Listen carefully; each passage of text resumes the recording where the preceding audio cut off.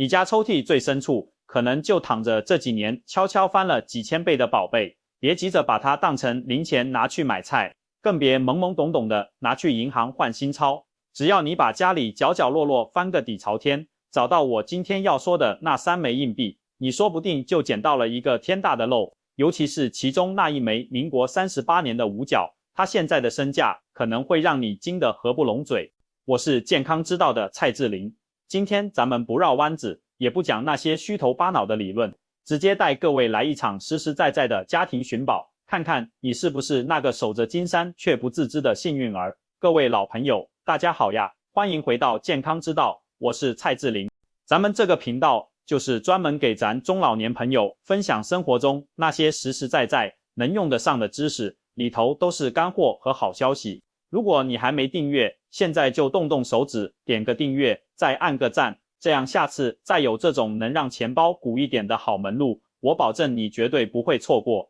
好了，闲话不多说，咱们直接切入正题。很多人觉得硬币嘛，不就是零钱，坐个公交车买份报纸，顶天了也就几十块钱面值，还能金贵到哪去？但是志玲今天要告诉你，在钱币收藏这个世界里，面额那是给外行人看的，内行人看的是年份，是版别，是品相。有些1块钱、5毛钱，它的价值早就远远超出了你的想象，翻个几百倍、上千倍那是常有事。前阵子我去逛邮币市场，跟一位在那行经营了30多年的老师傅喝茶聊天，他手里捏着一枚看起来黑乎乎、旧兮兮的硬币，跟我说，这东西啊，早年大家随手就用掉了，丢的到处都是，现在你想找难喽，一枚品相好的，卖个几千块不成问题。我当时一听，心里也是咯噔一下，回家立马把家里的旧衣柜、老皮包，还有那些积灰的饼干、铁盒全翻了一遍。今天呢，我就把这位老师傅传授的秘诀毫无保留的告诉大家，各位最好拿个小本子记下来，或者把这段内容反复多看几遍，说不定财富密码就在里面。咱们要寻找的第1号宝藏是民国38年的五角硬币，请大家一定要听仔细了，是民国38年，对应的是公元1949年，而且面额是五角，就是咱们说的5毛钱。但是这枚五角跟你现在去便利店找零拿到的那种金灿灿的五角完全不是一回事。现在的五角是铜材质，颜色发黄，掂在手里轻飘飘的，而民国38年的这一枚，它是银白色的。为什么说它是宝藏呢？因为它里头真的含有白银，这里的学问可就大了。当年国民政府刚迁到台湾，为了稳定金融、改革币制，发行了新台币，这一批五角硬币里就加入了 72% 的银。大家都知道，白银本身就是贵金属，是有内在价值的。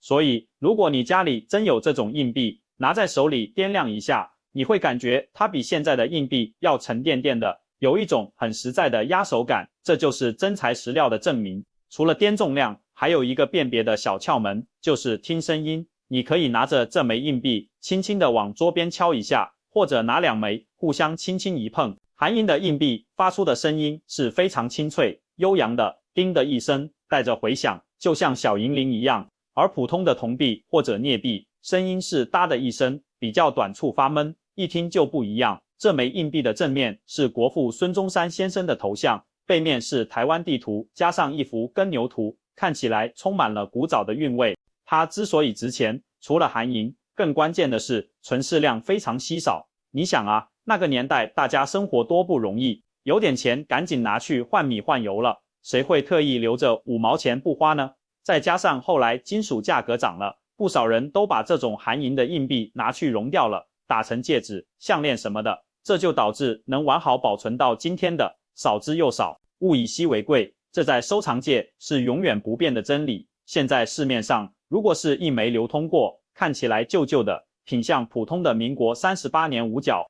收购价大概在几百块台币，但如果是那种完全没使用过的，那就是另一个价了。在收藏圈里，我们管那种状态叫原光币，就是硬币表面还带着刚出厂时那种旋转的丝绸一样的光泽。如果你的硬币是这种状态，那我可得恭喜你了，一枚可能就能卖到2-3千块台币，甚至更高。比起它原本五角的面值，这翻了多少倍，大家自己算算，是不是比把钱单纯存在银行里要划算得多？所以看完之后，赶紧去翻翻你爷爷奶奶、外公外婆留下的那些老物件，比如旧饼干盒、针线盒或者老柜子的角落，惊喜可能就在那里等着你。接下来说说第2号宝藏，这枚硬币大家找到的机会可能大一些，但很多人不知道它的价值。这就是民国55年的1元硬币，也就是国父100年诞辰纪念币。你现在口袋里的1块钱，大部分都是民国70几年以后发行的，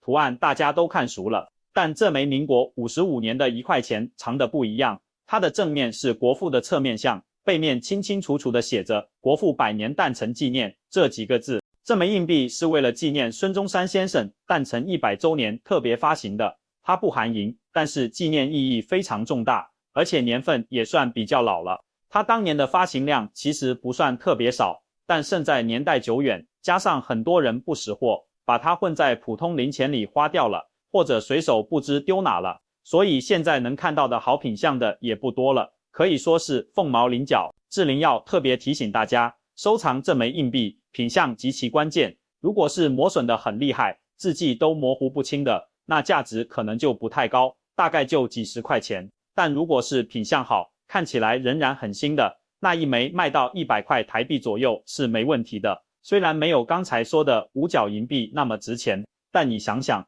，1块钱变成100块，这也是100倍的涨幅啊！而且这种硬币，很多人的家里可能还真有，只是你从来没留意看过。我建议大家以后整理零钱罐或者买菜找零回来的时候，多看一眼，只要看到是民国55年图案不一样的，就顺手把它单独留下来，积少成多，这也是一笔小小的财富。而且这东西将来留给孙子孙女，顺便给他们讲讲当年的历史故事，也是一种很好的情感传承，比单纯给买玩具更有意义的多。第3号宝藏找起来就比较考验眼力了，它不是特指某一个年份，而是指一类特殊的硬币，我们行话叫变体币，也有人叫错体币或 NG 币。什么意思呢？就是在造币厂生产的时候，机器出了点小故障，把硬币给印坏了。本来这种有瑕疵的产品是要被挑出来销毁的，但难免会有漏网之鱼流到市面上，而这种美丽的错误在收藏家眼里，那可是求之不得的宝贝。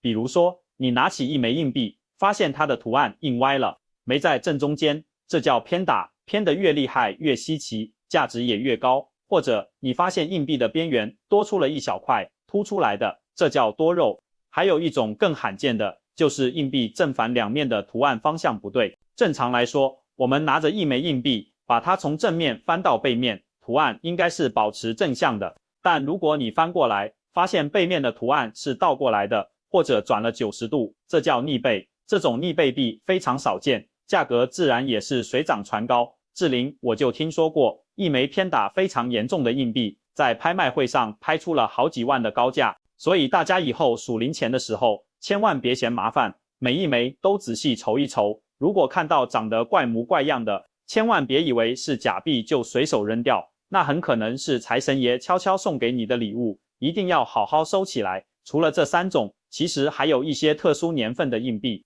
比如民国60几年的一些特定版别，或者某些纪念币，也都有一定的收藏价值。但对于咱们普通家庭来说，只要牢牢记住我刚才说的这3大类，基本上就能抓住家里隐藏的大部分财富了。这时候可能有朋友会问了，志玲啊，我要是真找到了这些旧硬币，是不是得把它洗得干干净净，闪闪发亮的，看起来像新的才好卖钱呢？这里志玲要非常严肃非常认真的告诉大家，千万不要去洗，重要的事情说3遍，不要洗不要洗不要洗。这是很多新手朋友最容易犯的错误，完全是好心办了坏事。在收藏界，硬币表面那层看起来黑黑旧旧，有时还有彩色的东西，我们叫做包浆，那是岁月自然形成的痕迹，是真品最有力的身份证。很多老藏家看一枚硬币，首先看的就是这层包浆是否自然，是否漂亮。如果你用牙刷去使劲刷，用醋或者洗银水去泡，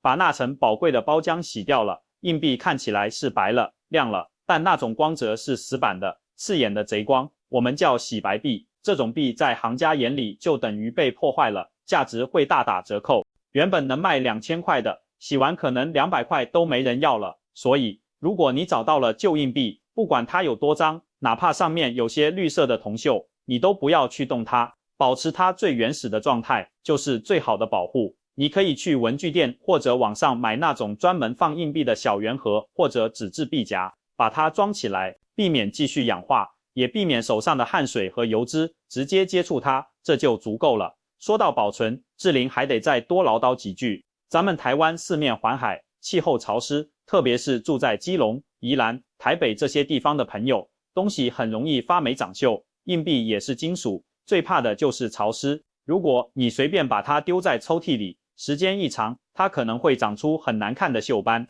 那种锈叫恶性锈，会腐蚀硬币的底板，把硬币给毁了。所以保存硬币，防潮是关键。家里如果有以前放相机镜头的防潮箱，那是最好不过了。把硬币放进去，把湿度设定在 45% 到 50% 之间。如果没有防潮箱，也可以找个密封性好的保鲜盒或乐扣盒，里面放上几包干燥剂。干燥剂就是咱们平时吃海苔、买鞋子礼附送的那种小袋子，别扔，收集起来放进盒子里，就能有效防潮。不过记得，干燥剂吸饱水分后会失效，要定期更换。还有，拿取硬币的时候，尽量不要用手直接去捏硬币的正面和背面，因为我们手上都有汗水和油脂，一旦粘上去，时间久了就会留下黑乎乎的指纹印，怎么也去不掉，非常影响品相。正确的做法是用手指捏住硬币的边缘，也就是它的厚度那一圈，或者你可以去药店买一副很便宜的白色棉布手套，戴着手套拿取，这样就万无一失了。对待这些老宝贝，你得像照顾小婴儿一样细心，它才能把最大的价值回馈给你。好了，硬币找到了，也妥善保存好了，那最后一步也是大家最关心的，该拿到哪里去卖呢？总不可能拿到菜市场去换葱换蒜吧？这里志玲给大家指几条比较靠谱的路子。第一条路是去各地的邮币社，像台北的古岭街、台中的玉市周边、高雄的盐埕区等地都有不少这样的老店。你可以带着你的硬币去给老板看一看，让他给你估个价，这种方式最直接，谈好价格，一手交钱一手交货，马上就能变现。但你要有个心理准备，邮币社老板也是开门做生意的，他收的价格肯定会比市场流通价低一些，这算是行规，我们要理解。比如市场价能卖2000，他可能出1200到1500收，这都很正常。如果你不想被压价压得太狠，去之前最好自己做点功课，上网查查大概的行情，心里有个底，这样跟老板谈的时候才有底气。第二条路就是上网卖，现在网络非常方便，像虾皮、露天这些拍卖网站，或者脸书上有很多钱币收藏的社团、粉丝专页，你可以加入这些社群，把你的硬币从不同角度拍几张清晰的照片，正面、背面、边尺都要拍，特别是有特殊特征的地方要给特写，然后发到社群里问问大家值多少钱，或者直接设定一个价格出售。在网上卖的好处是，你可以直接面对终端收藏者，少了中间商，卖出的价格通常会比给邮币社要好一些。但是网上交易也有风险，比如可能会遇到挑剔的买家，或者邮寄过程中发生遗失纠纷。所以如果是比较贵重的硬币，我强烈建议尽量选择面交，约在捷运站、便利店这种有监控、人多的公共场所，双方当面看清楚，一手交钱一手交货，这样最安全，大家都放心。还有一种情况，如果你手里的硬币确实非常顶级，比如是极其罕见的样币，或者是保存状态极佳的珍稀年份币，价值可能高达几万、几十万，那上面这些渠道可能就不太适合了。你可以考虑送评级。什么是送评级呢？就是把硬币寄给像美国的 PCGS、NGC 这样的国际权威鉴定公司，他们会用专业设备鉴定真伪，然后给硬币的品相打一个分数，最后把它密封在一个特制的透明塑料盒里，这就是评级盒。有了这个盒子和分数，你的硬币就有了全球认可的身份证，价值往往会大幅提升，而且在全世界范围内都容易流通。不过送评级需要支付一定的费用，而且流程较长，对于价值普通的硬币可能不太划算，大家要根据自己藏品的实际情况来决定。志玲，我还要特别提醒各位老朋友，在这个圈子里，防人之心不可无。如果你去卖硬币，遇到那种一上来就把你的东西贬得一文不值，说这是假的，品相太差，但转头又说好心，出个几十块帮你处理掉的人，那你就要格外警惕了，这很可能是一种压价的套路。真正的行家会客观地跟你分析品相和市场价格，所以多问几家货比三家总是不会错的。反过来，如果你是想买硬币来收藏入门，也要格外小心。现在市面上仿造的高档假币也不少，有些做的足以乱真，新手千万别抱着捡大漏的心态，看到价格低的离谱的，多半有问题。最好是从信誉好的老店入手，或者直接购买有评级和封装的硬币，虽然价格高一点，但买的是放心。咱们的养老钱、辛苦钱可不能因为一时贪便宜而打了水漂。说到这里，志霖想跟大家聊聊心里话。其实搞钱币收藏赚钱只是一个方面的乐趣，更重要的是那个寻宝的过程，以及对这些承载着历史的小物件的珍视。你看那一枚小小的硬币，它可能已经辗转了几十年，从一个人的手心传到另一个人的手心，它见证了台湾社会的变迁，见证了我们从物资匮乏到生活丰裕的整个过程。每一枚硬币的背后都可能有一段属于自己的故事。也许这枚五角银币是当年阿公辛苦做工一天舍不得花攒下来的，也许那枚纪念1元是阿嬷在甘仔店买东西时老板找给他的。当你拿着这些硬币跟你的孙子孙女讲讲过去的故事，告诉他们那时候5毛钱可以吃一碗阳春面，现在5毛钱掉在地上都没人捡哦，这本身就是一种最好的家庭教育和历史传承，让他们懂得生活的来之不易，学会珍惜当下的幸福。这种情感的连结和记忆的延续是花多少钱都买不到的。所以不管你今天有没有从家里找到值钱的硬币，都不要感到失望，哪怕只是一枚最普通的旧版硬币，只要你愿意把它留下来，那就是留住了一段时光，守住了一份回忆。我建议大家这个周末如果闲暇，不妨把家里的老相册拿出来翻翻，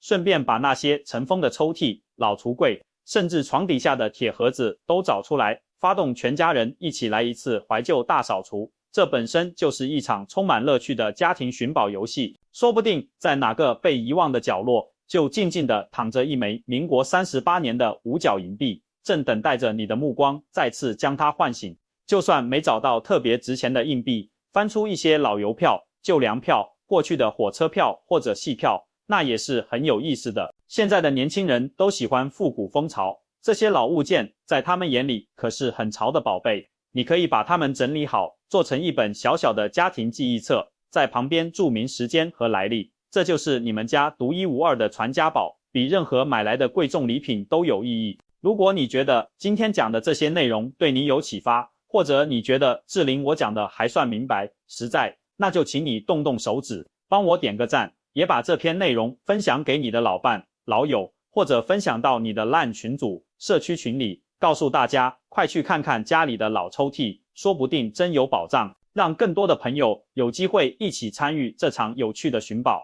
我是健康之道的蔡志霖，一个只讲真话，真心盼着各位老朋友都过得健康、富足、开心的生活伙伴。记得订阅我们的频道，打开小铃铛，这样下期有什么新的实用知识，你就能第一时间收到了。咱们下期节目不见不散，祝大家身体健康，阖家平安，咱们下次再会。